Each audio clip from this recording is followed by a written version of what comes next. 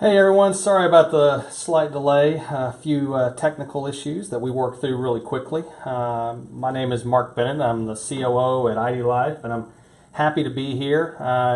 This is the Wednesday event that we're going to have every week at 11:30. One of the things I would ask is that if you have a topic that you want us to cover, reach out to us on social media, interact with us, let us know what it is that you want to hear.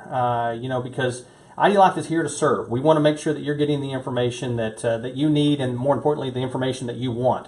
So let's start out. Today's topic is nutritional myths. Nutritional myths, when you look at a fact label, the hardest thing about this country is that we teach the empirical system in schools, but yet we have the metric system as the system by which we read labels. Part of that is intentional. Part of it is so that it's more on a worldly basis. But the issue is people are confused. You walk down the aisles, and if you read things that say, healthy, diet, fat-free, reduced fat, light, all of these terms were designed by marketers to try and convince you that a choice that you were making was something that you were trying to do, which is lose weight, get healthy, get in better shape. But in reality, what they don't appreciate or understand is that what they're doing to people is sabotaging their goals, sabotaging their aspirations, and as a result, people end up giving up. All of that comes from some myths, and that's what we want to talk about today is where did those myths come from? Where were they? How did they originate? Let's start with number one. Eating fat makes you fat. Probably one of the most believed myths out there when it comes to nutritional science. You walk down the aisles and you see things like diet butter and reduced fat milk and fat-free yogurt and low-fat cheese. You see all these things and you grab them thinking that you've actually done something that's what you should be doing, especially this time of year with New Year's resolutions and weight loss goals. We grab these things that say fat-free. But where did all this start? How did we start on this, cut the fat out of your diet? How did we get to the point where fat is supposedly bad and causes us to be fat?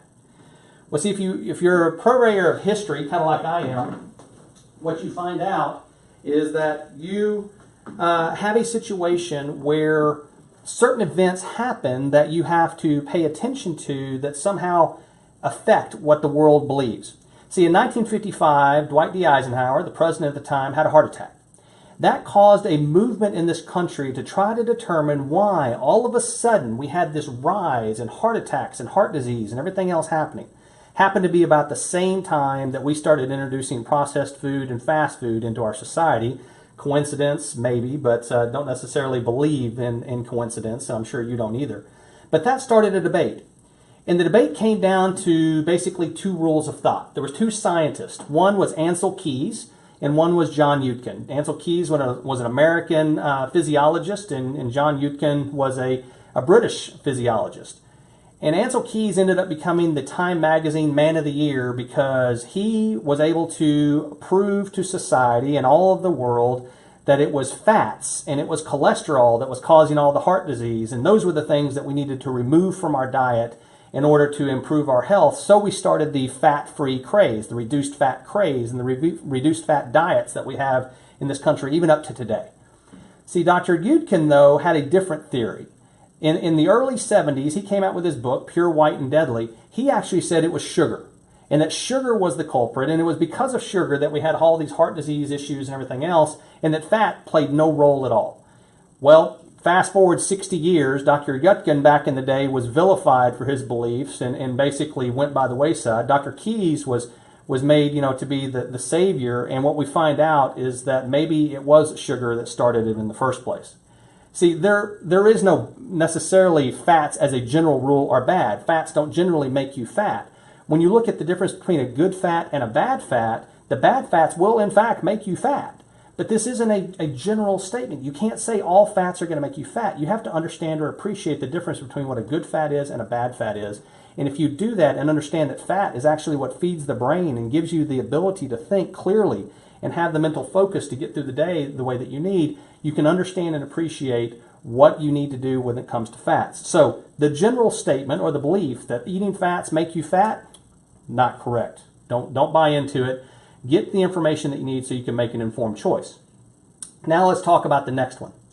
The next one is a calorie is a calorie. This is probably the one that drives me personally the most crazy, the one that we fight on a constant basis. And in fact, if you heard the discussion last night that Jen Wiederstrom had on our Facebook Live event, she even mentioned this as well about how this is a big issue. Because this time of year, people want to count their calories. They want to count every single one of them. Though, just so you know, we do a very poor job of counting calories in this country. The science says that we miss 20 to 30% of them, just as an FYI. But see, the problem with a calorie is no one really understands what it is. And when you try to find out, you try to go read it, you find out about things regarding 1824 and energy and the burn rate and all these things. In reality, most people view calories this way, which basically those little tiny creatures that live in your closet and sew your clothes a little bit tighter every night.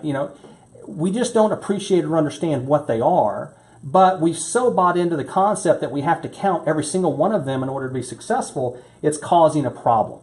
See, because the reality is, it's the quality of the calorie, not the quantity of the calorie, that is the most important.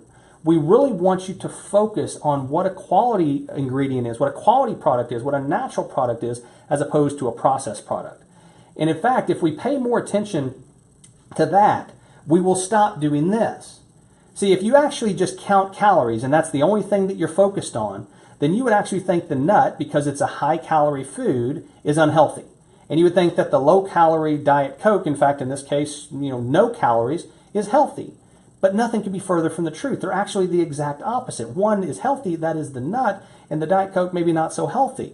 See, we have to stop focusing just on the calorie count and actually focus on the quality of the calories that we're consuming. Not all calories are created equal.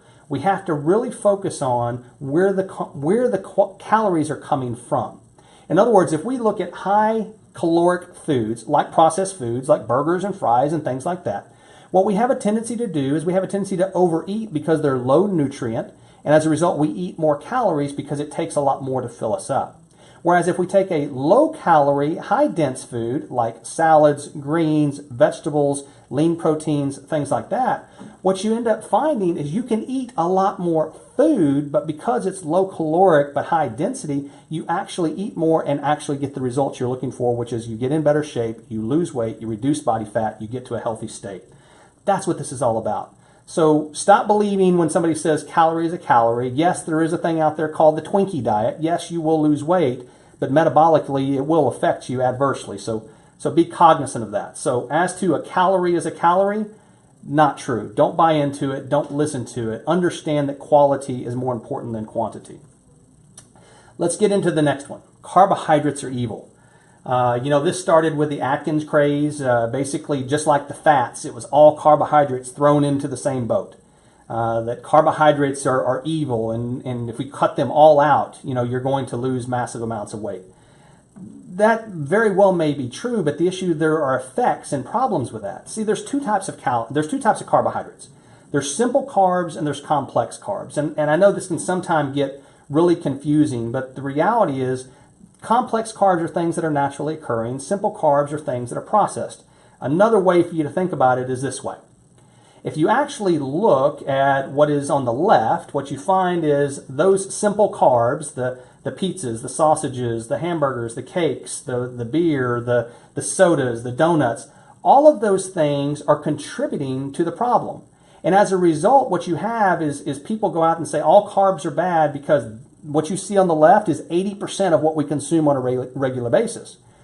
But what we miss is what's happening on the other side of the screen, which is when you look at the other side of the screen, those are the good carbs. Those are things that the body can actually use. And in fact, we use them every single day for fuel. See, most people don't appreciate or understand that carbohydrates are actually what fuel our everyday effort. These are the things that actually give us the fuel that we need so that we can do the things that we want to do. These are the things that fuel our workouts, that fuel our daily activities. What happens, though, when we don't have carbohydrates in our system and we're trying to get things done and we need energy to do so, if there's no carbs in there, our body is so well designed, it will use what it has and make energy that it needs to basically function. But what it does is it does not go after fat to create that energy. No, what it does is goes after protein. In other words, it uses your lean muscle, converts that lean muscle over to carbohydrate or energy so that it can function. So when we don't have the good complex carbohydrates in our system, what ends up happening, and we don't have that fuel, what ends up happening is we use our lean muscle to fuel our day. Not what we intended, not what we want. So the whole purpose of this is to get out of our heads that all carbs are bad and understand the difference between what a complex carb is and what a simple carb is. And the best way to remember that is if it's processed, it's probably simple. And if it's something that's naturally occurring, it's more than likely complex. Complex carbs are not evil. They're not bad. So all carbs are evil? Debunked. Not correct. Your weight determines your health. You know, this is a problem this time of year because you have a lot of people that live and die by the scale. You know, the thing about the scale is you are more than that number. It means so much more than that number. In fact, one of the things we like to always show people all the time at ID Life is something related to body fat percentage. See, here's two people that are 250 pounds. On the BMI calculator, you know, they're 33.9, which makes them morbidly obese. They're both 6 foot tall. One is physically fit, the other not so much. See, but unfortunately, if they just focused on the scale, both of them would not feel good about themselves. Both of them would have this problem because society has told us everything is dictated by weight. See, the scale is nothing more than your accountability partner. It's that thing that you use to basically make sure that you're doing what you need to do, that you're getting what you need to go, and really just walking around that number if it goes up to basically make sure that you're eating the right things. But you heard Jen Widerstrom talk last night about plateaus and how plateaus are part of weight loss and they're part of the process. This also goes into the other aspect of the fifth myth that I want to talk about, which is muscle weighs more than fat. See, that's something that people actually believe, and it's been, you know, prevalent throughout our society. The reality is a pound is a pound. You know, Galileo taught us that way back when. You know, you ever notice how schools, they teach us things that we remember that have no value in society, but they don't teach us how to balance a checkbook and learn what the stock market is or how it works or anything else. But a pound is a pound. That is one thing that we did learn. It's all about density. See, if you want to think about it, a pound of muscle is basically the size of your fist. A pound of fat is basically 2 fists. Easy little visual to remember, but here's the thing that you really need to take away from this. A pound of muscle will burn 7 to 10 calories a day. A pound of fat will burn somewhere between 2 and 3 calories per day. So you want more lean muscle. If you have more muscle, you're going to burn more calories, which is going to increase your metabolism, allow you to consume more food and still get the results that you're looking for. So if I can tell anybody anything today and you take away nothing else, think fat loss, not weight loss. These are 275-pound people, one with a 20% body fat, one with a 35% body fat. See, body fat percentage is the measure of health. It's the thing that we're shooting for. It's the thing that we need. We need to understand and appreciate that if we will focus on the right things, putting lean muscle on our body, actually building the muscle, and focus on losing fat, not weight, and really pay attention to the most important thing. How do your clothes fit?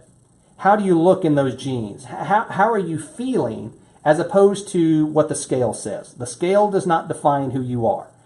Who defines who you are is you. You get to make that decision. You are the one that knows how you're feeling, how you're looking, the energy levels that you have. Pay attention to those things. Do not let the scale discourage you. It can be your accountability partner, but do not let it discourage you and or the results that you're getting. Because most likely, if you're introducing physical fitness along with a weight loss regimen program, what's going to end up happening is your weight's not going to move that much, but your clothes are going to fit completely different and you're going to have a lot more energy along the way.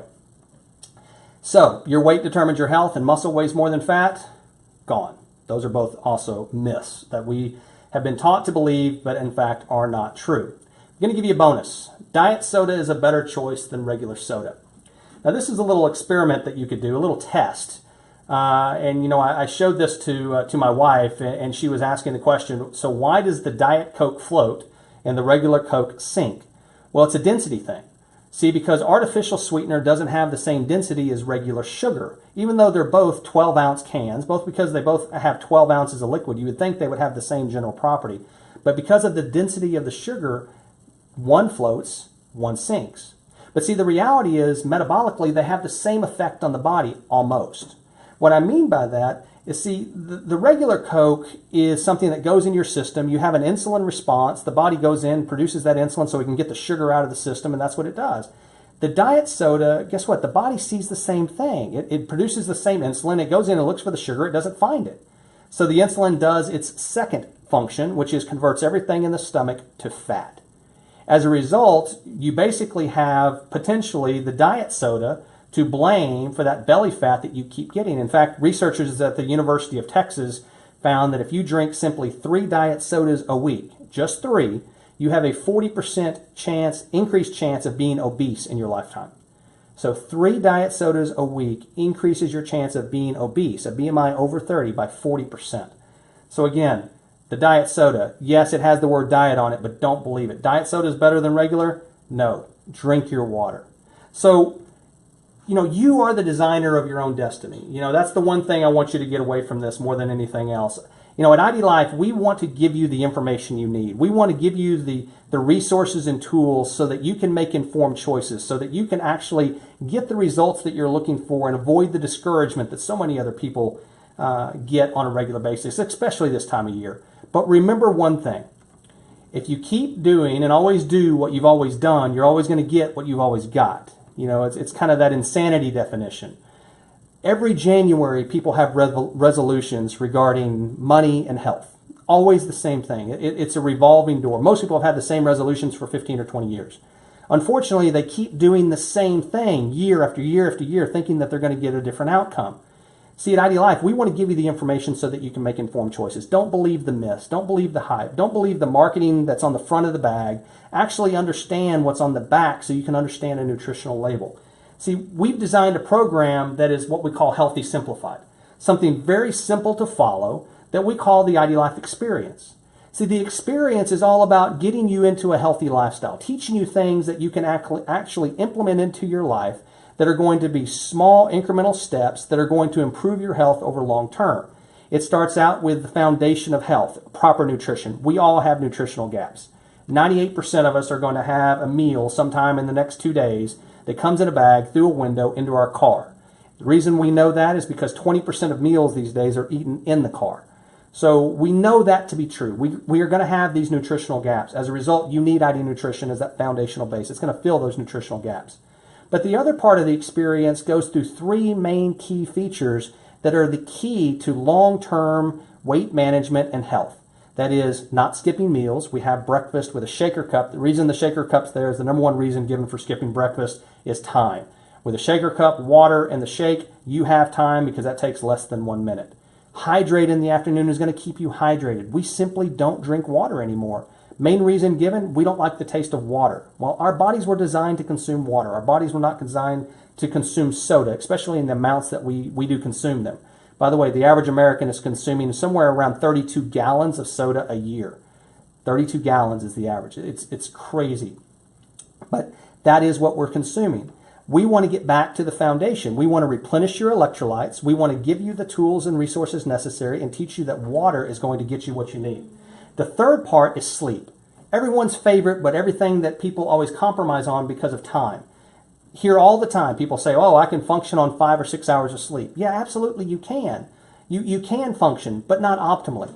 Your body was designed to get more sleep. Make sure that you're getting the sleep you need. That's why the system is there. See, what we've done is really 3 simple steps, less than 3 minutes a day, that get you the results that you're looking for and avoid all of the myths.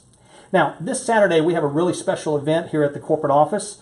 If you can make it, it starts at 10 a.m. Central Standard Time, runs till 1 p.m. Central Standard Time. We're going to start that off with an ID Life business presentation. If you need to be remote and you want to set up your own little live event in your home or a mix or something else, we're going to be Facebook Live. Right here where you are right now, there's going to be a Facebook Live of Celebration Saturday. Lots of big announcements. I can't reveal all of them, but I can tell you that the team is working overtime right now to get all of the announcements and try to pack them in to that 3-hour window. I can't even imagine how we're going to do it, but I know we will. It's going to be full of information. You're going to get all kinds of new data, maybe some new product stuff that you're going to see for the first time, as well as hearing from our CEO and founder, Logan Stout. So tune in on Saturday, 10 a.m. Central Time to 1 p.m. In addition, starting Monday night and every Monday night after that, running through Revolution, our CEO and founder, Logan Stout, is going to be doing a business presentation. You can find that on idlifewebinar.com. He's going to be doing that in a webinar format. So it's every Monday night starting at 8 p.m. Central Time. That starts January 16, 2017, and every Monday night after that. So you can build every single week to that event. And just so you know, you're going to be hearing announcements coming out real soon These weekly events are going to be happening all over the country. Reach out to your leader, reach out to the people that brought you in, and find out what's going on. But we are going to have live events all over the place every single week for the next 90 days leading up to Revolution. Get plugged in, find out more information, and there'll be more information coming from ID Life Corporate real soon on all of those locations and times. In addition to that, on January 27th and 28th, we're going to be in Baltimore, Maryland. We're going to have an ID University. It's 2 days packed full of information about ID Life, about team building, training, products, science, leadership, everything. You do not want to miss this event. Again, it's going to be January 27th, 28th in Baltimore, Maryland. Make sure that you're plugged in for that event. And then, of course, the culmination, the ID Revolution, the big event. That's going to be April 20th through the 23rd here in Frisco, Texas. The best part about this event is it has everything. I mean, right now we are planning this event and we are literally turning people away. And if we told you the people's names, you'd be amazed. But it's going to be so packed with great information, new stuff. I can't even go into all the details because if I start talking, I'll probably reveal something that I shouldn't. But just know this is an event you don't want to miss. And of course, last night we even got Jen Widerstrom to commit to being there for several days and doing some different things with the folks that are there. So if you haven't already bought your tickets, get them purchased. They're going fast, and make sure you get those hotel reservations because they won't be there much longer. Next Wednesday, Healthy Simplified continues, 11:30 Central Time, just like it is right now. We are going to do fats, sugars, and salts.